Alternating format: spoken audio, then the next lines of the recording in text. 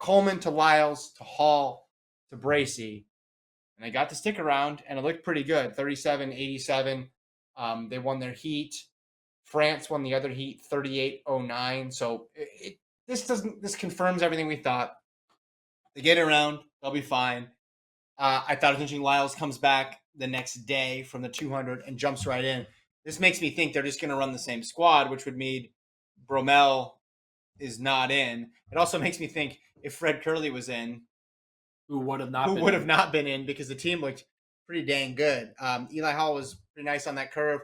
Coleman got a good start. Nice pass to Lyles. I guess if you were to sub somebody, would you sub out Coleman because he finished below Bromell in USA's? The US has an embarrassment of riches. I think they'll be. I think this is the order. I think this should be the order just because they did it. Right? You gotta do it again. Right. Yeah, we asked them, is this the order? They said, we don't know yet, or it's a mystery and all this stuff. But I think it's the order. I think they would have done a change if there was an injury or if there was like a just drastically bad exchange. In their interview, they were hyped. Loose, yeah. They were very loose. They're singing like rap lyrics together as a team.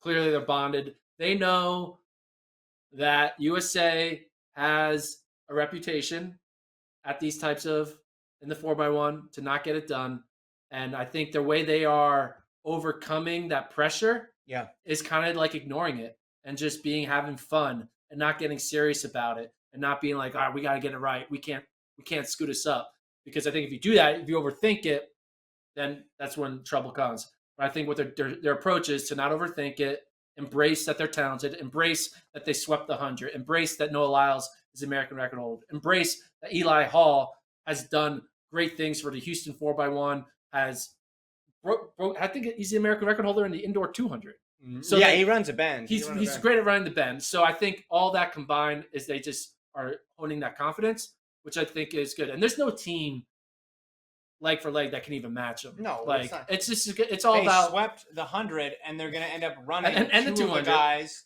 Well, they're going to end up running two of the guys who weren't even involved in the 100-meter sweep, and it's going to be a blowout. Yeah. I think Lyles, obviously, he's such a big personality that he kind of can shoulder some of that attention, and also he's just so confident.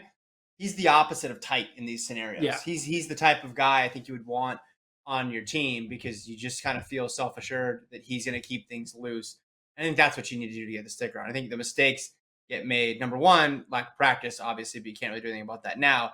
And number two, just because you're overthinking and you're trying not to make a mistake, and that's when you make mistakes. But Jamaican women, so on the other side of things, they didn't run any of their superstars. They took a complete opposite approach in the women's 4x1. And as a result, they did not win the heat. They went Burchell, Nelson, White, and Brianna Williams. I would guess we would see Nelson or Williams come back to join the big three. Did interview them after the race, asked them about, how do they prepare for, they're basically assigned to set up the superstars for the final, right? Don't screw it up. Screw it up. Just get them a lane, and then you're good.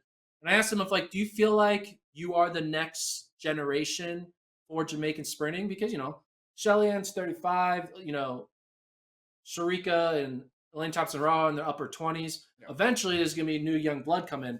And they were like, it's not just us. There's girls who are younger than us who are coming up on us. They were not thinking that they have an established presence of being the next great Jamaicans to do the sweeps in 2024s and 2028s. Yeah.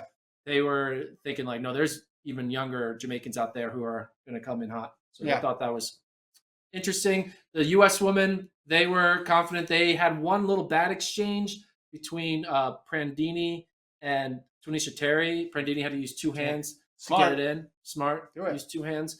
But overall, again, they got the talent. It's going to be incredible if they could beat the Jamaicans, and I think they need to not. I think they're staying focused. If I was their coach, which I'm not, and they should not accept me as their coach, no, definitely not, because I would be the worst sprint coach that's ever lived, especially a relay sprint coach. I would just be texting Carl Lewis. What should I say? That's all I would do. But I think they have to not think about how great Jamaica is. Just think about, hey, let's just run our best. Let's do 3 great exchanges, and we're going to get at least silver.